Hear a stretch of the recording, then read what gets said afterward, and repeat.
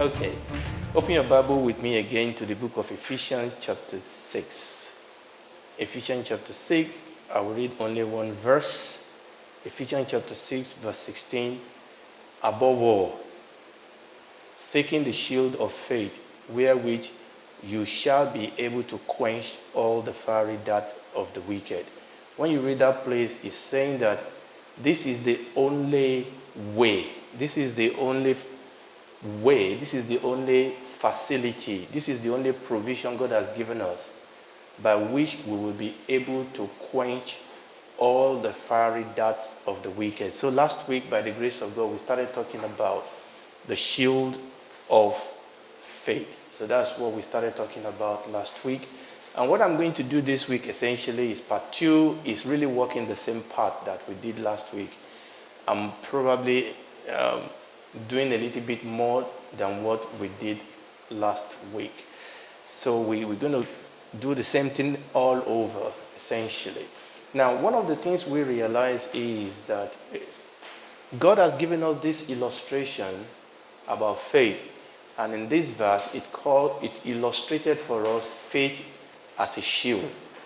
And what we are trying to do is to look at that concept of a shield so that we can understand something about faith. Now, we're not going to understand everything about faith, but we want to use this illustration, this concept of a shield, to help us understand something about faith. Because we know that when Paul was writing this portion of the scripture by the grace of God, he was looking at the Roman soldiers, and he was looking at the armor of this soldier, and God was using that as an illustration.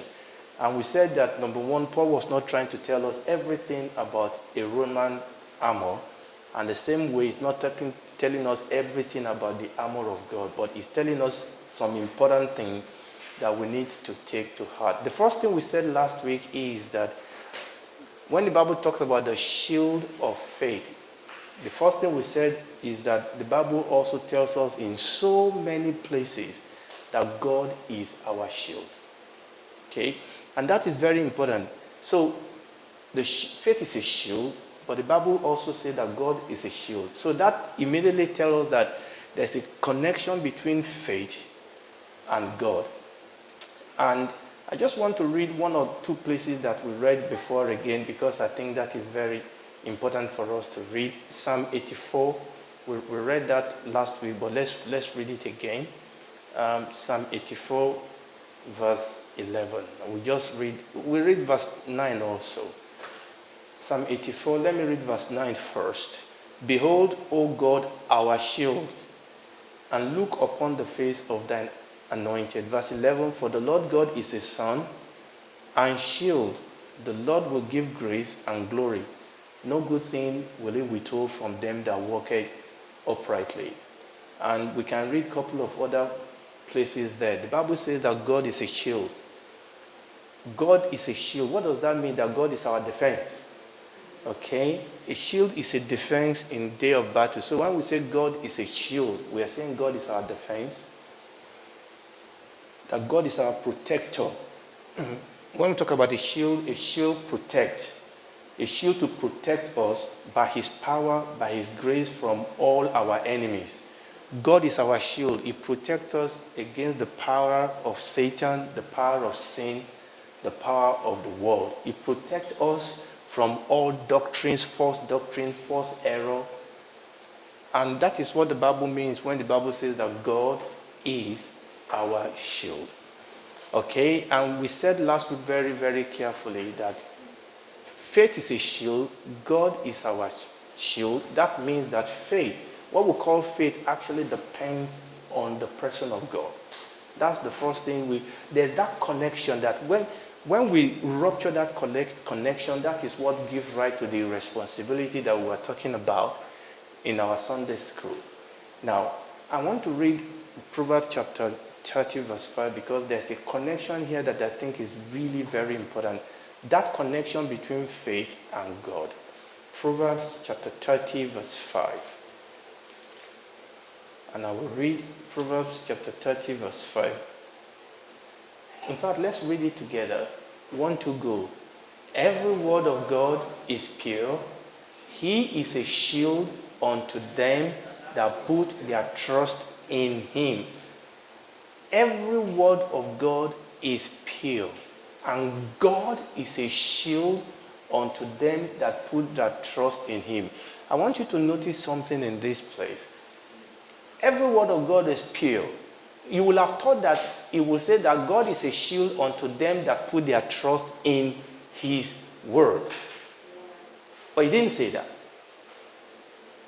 And now it is this connection that is very important for people not to become presumptuous in their faith. He said every word of God is pure, but God is a shield unto them that put their trust in him, not in his word. Now, it is in his word. Now, this is important. That twist. Now, this is the heart of what I want to talk about today. Before I do that, let's go back to a very, very common scripture, because I think I want us to unravel this today. Romans. Come with me to the book of Romans chapter 10. And then we'll allow scripture to explain scripture to us. Romans chapter 10. I was going to read verses 11 to 17, but I'm not going to do that because of our time. I will just read verses 16 and 17. But they have not all believed the gospel. For Isaiah said, Lord, who has believed our report? Verse 17 is where I'm going. So then faith cometh by what? Hearing. And hearing by the word of God. So then faith cometh by hearing. And hearing by the word of God. And I've seen people use this verse to commit all sorts of atrocities. We say faith cometh by hearing, and hearing by the word of God. And because of that, when we want to talk about faith, we will say, okay, just get any word from the Bible and read it and read it and read it until faith develops in you. And there's nothing wrong in that, but there is a little problem. That is when we go back to that verse, Proverbs chapter 30, verse 5. Faith indeed comes by hearing, and hearing by the word of God. But when you combine that to Proverbs 30, what does the word do? John chapter 5 verse 39. And then we combine these three together. John chapter 5 verse 39. And then we will see the cycle. John chapter 5. Okay, you are there before me. The Lord Jesus Christ was telling this crowd, says, search the scripture, for in them you think you have eternal life, but they are they that testify of me. Why does faith come by hearing? It's because when we hear the word of God, it reveals God to us. So the faith is not in the word by itself. The faith is in the word because the word reveals God to us. And this is very important, and that is why that Proverbs chapter 30 verse 5 was saying that those that put their trust in him. The word is God's word. God sent his word. Listen to me, and this is going to shock some people. God sent his word not primarily to give us faith. God sent his word so that we might know him. And when we know him, then we will have faith. You see, the problem oftentimes is that people rupture the word from the God of the word. And that is the problem. He sent his word. The Lord Jesus said, I have come to reveal my Father. And the Lord Jesus is the person of the word of God. In the beginning was the word was with God, and the word was God. The Bible said the word became flesh. The Lord Jesus said, no man has seen the Father at any time, but the Son who dwells in the bosom of the Father, he has made him known.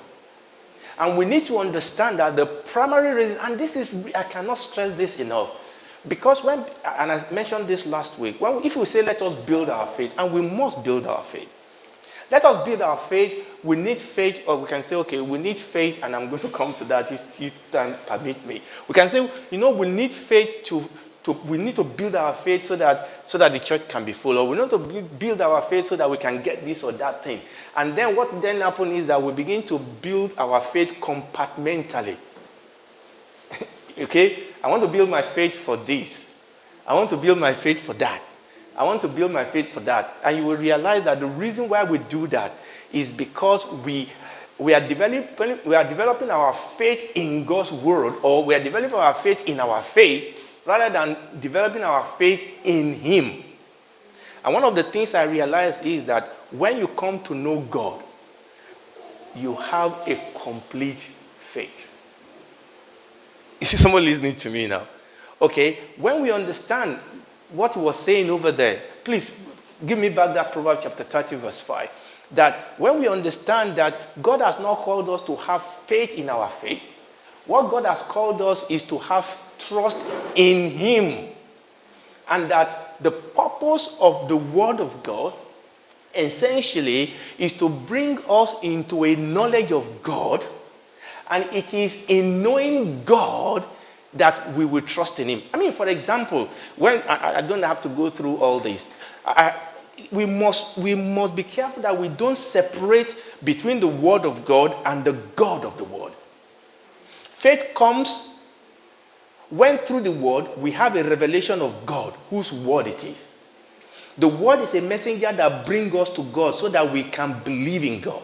And one of the things I realize is that read through the book of Hebrews chapter 11, the whole hallmark or the whole theme of faith. You will see people that know God. The Bible says in Daniel, the people that know their God, they will be strong and do exploit. Their faith was not in their faith. Their faith is in the fact that they know God. The 3 Hebrew children, when they were going to throw into the fiery furnace, they said, look, Nebuchadnezzar was challenging God. They said, we know our God. Nebuchadnezzar said, who is that God? And they said, our God. We know Him. We know Him. And the same thing with Daniel. So it is very, very important for us here that we understand that the reason why we have the Word of God is so that we can know Him. And the more of Him we know, the more our faith becomes strong. It reminds me of the story of Rebekah. You remember when Abraham's servant went to pick a wife for Isaac. And I see Abraham's servant as the Word. So the Word went out to seek Rebekah. And the purpose of the Word is to bring Rebekah to Isaac. And when Rebekah saw the servant, he saw all the jewels and all those things. And he said, wow. Rebekah could have been looking at the servant and said, oh, praise the Lord. Isaac must be somebody. The purpose, the reason I'm here is to take you to the man. And you remember when Rebekah finally said yes, they wanted the man to wait. The man said, no, I'm not waiting. The reason I'm here is to take you to him. And when I'm talking about the word, I'm actually not just talking about the written word. I'm also talking about the breath and the anointing of the Holy Spirit upon the word. And this is the problem. Oftentimes, some people approach the word, and this bothers me. Some people approach the word as if it's a cut and dry, we can calculate it. And if we are not careful, we can approach the word that way, where it is all mental. Mental jingoism. And there's something about reading the word that it has to involve our mentality, isn't it? We have to read it, we have to understand the English. But it is much more than that. It is the Holy Spirit breathing upon the word, and we call it illumination. That we have, and this is the point. People say, I'm building my faith. And what we are doing is that we are interacting with the letter of the word, trying to mentally, explain it. But I'm talking about you have the word, and just like Abraham's servant, the Holy Spirit breathed on it. But the Lord Jesus said, when He, the Spirit of truth, is come, He will guide you into all truth. But He didn't stop there, because He will take of mine and he will reveal it unto you. The reason the Holy Spirit came is to reveal Jesus. And the more of Jesus we'll see, the more of God we know. And this is how our faith develops. And this is what strikes me when I read about these men and women of faith. They were people that knew God. They knew God. And they didn't know Psalm 23 verse 1. The Lord is my shepherd. They knew the shepherd of Psalm 23 verse 1. And that is two different things. I can know Psalm 23 verse 1 and I may not know the shepherd. The reason for Psalm 23 verse 1 is so that I can meet and know and experience the shepherd. And that is when faith comes. So that hearing there is that whole operation and process where I come to meet with God as I study and meditate and read, and the Holy Spirit breathe upon. I like that. I wish we have echo here and you can just echo it. Breathe upon the world and we see Jesus. And this is why the Bible says that as we behold as in a glass the glory of God, and the face of Jesus will be transformed into the same image from one level of glory to another. And that is the connection I see there straight away, that faith is a shield, God is a shield. And I can see that connection straight away. And then we went back to that Ephesians chapter 6 and we were looking at this word, this shield. And one of the things we said is that in a Roman armory in those days, there were two kinds of shield. In fact, we went to 2 Chronicles chapter 23, verse 9. You can project that if you want, please. And I said that one of the things we need to understand, in those days, there were two kinds of shield. The soldiers, they have small shield and they have big shield. Okay, we don't have it. And that 2 Chronicles chapter 23, verse 9, I went there to let you know that David was a mighty man of valor. David had different type of shield. Okay, and we read it last week. It talks about the buckler and the shields of David. Actually, if you read, give me NIV. If you read NIV, because NIV brought it out properly, NIV talks about large and what? And small shield. In fact, a few number of translations bring it out properly. What the King James Version did was to use different words. So in those days, they have different shield. They have small shield and they have big shield. And this is interesting. Look at this. This is interesting. The small shield, for you to use the small shield, what you do is that you have to move it around. Is that okay? All right. And that is usually what we do with faith. I need faith for headache. Cover my head. I need faith for my food. Hey, we block that. But actually, that was not the shield that he was talking about in Ephesians chapter 6. The shield he was talking about is the large one. It's not the one you move around. It's you move yourself behind that shield. And that shield doesn't protect one part of you and the other part. That shield protects you completely. So the name of the Lord is a strong tower. The righteous run into it and they are saved. So when we come to know God for who he is, actually that faith covers everything. When I know God, I don't know whether you get what I'm saying here. When I know God, it covers my finances, it covers my emotion, my family. It affects everything. My faith grows, I mature. It's just like if a child is eating and exercising properly, everywhere grows together. We don't say, okay, let's feed you here so that your head can grow. It's okay. Say today the food is for your tummy. Okay, fine. When we want to build our muscle, we can say we want to build one muscle or another. But I'm talking about natural, godly, not steroidal one now. Yes, some athletes can say because I'm a runner, I want to develop one type of muscle. And yes, you can do that actually. But I'm talking about living life relating to God. The thing is that this shield of faith that God is talking about is not the small shield, it's the big shield. You run behind it and you're saved. And we talked last week that word shield in Ephesians chapter 6 is the big one. And it is called shield. It is the same word that is used in Greek for a door. Its door shape is big enough for you to run. behind it. Like I said, it's a shield that you don't move around. It's oftentimes that shield is fixed on the ground. Sometimes they carry it. You know, God is our shield. You don't move God around. Just run behind him. And it's big enough, it's strong enough to protect us. God is our shield. Now, there was something I was going, and I need to put this in before we round up. Now, the shield, this big shield that we're talking about, the major part of this shield is actually made by animal skin. Okay, and now there are some part of them that are made with iron, especially in the middle and things. But the bulk of this shield is actually made of animal skin. And they treated it, they put them in layers. They treated this animal shield, skin so much that it becomes even stronger than a steel. Okay, so last week we talked about the strength of this shield. This shield is strong enough to quench all the dart. The real dart. Okay, this shield is so strong that they can stop the dart. And in those days, I've mentioned this before, people will put fire at the tip of the arrow and shoot it. And this shield was strong enough. But what I want us to see is this. Because of how the shield was made, it is extremely tough and exceptionally durable. Okay, and we mentioned that. We mentioned how they use it together and cover themselves, but I'm going somewhere today.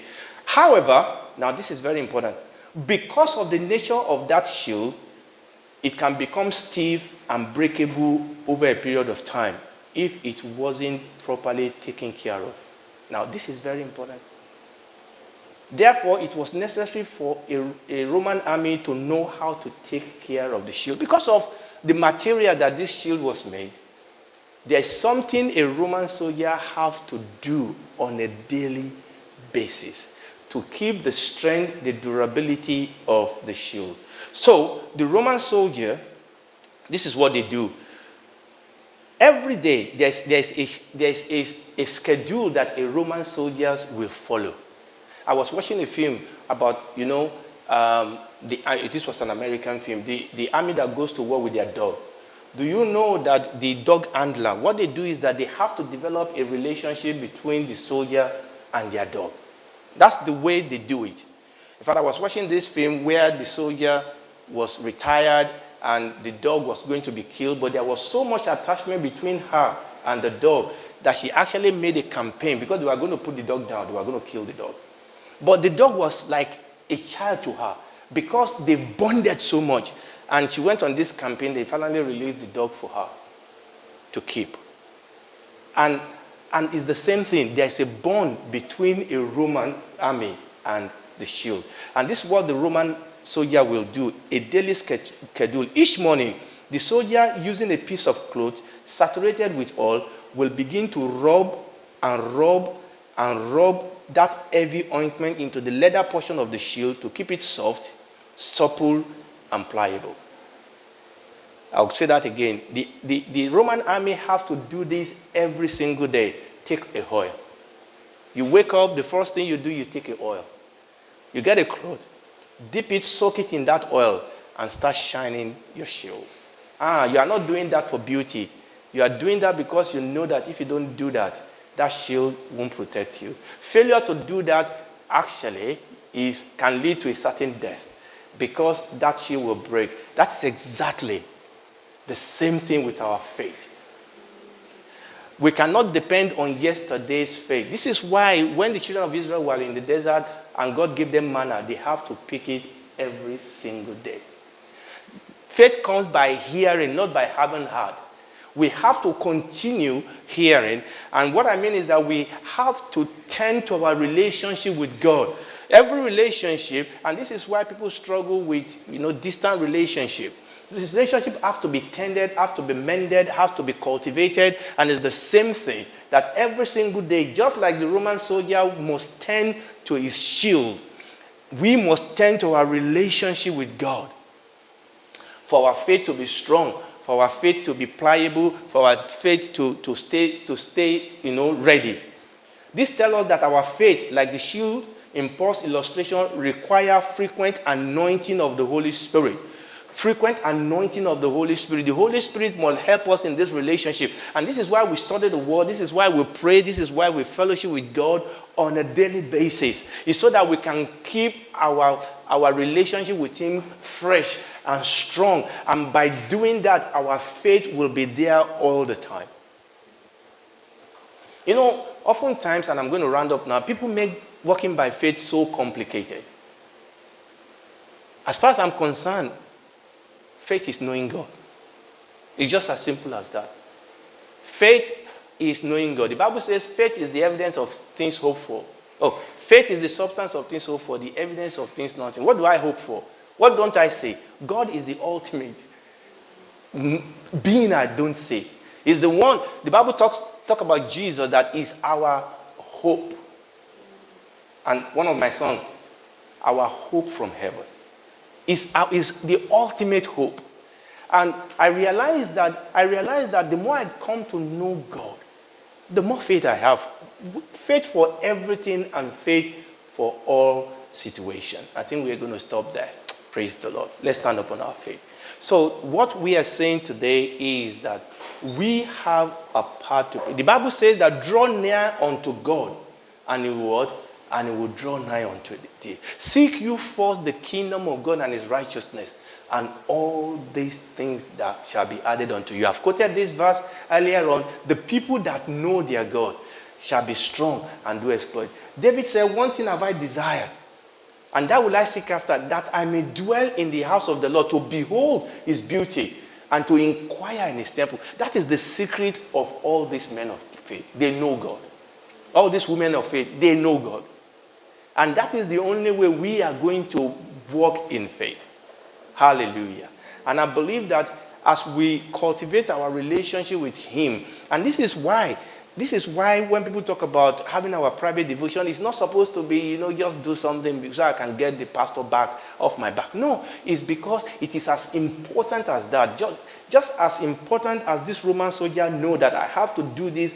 My life depends on doing this. Literally.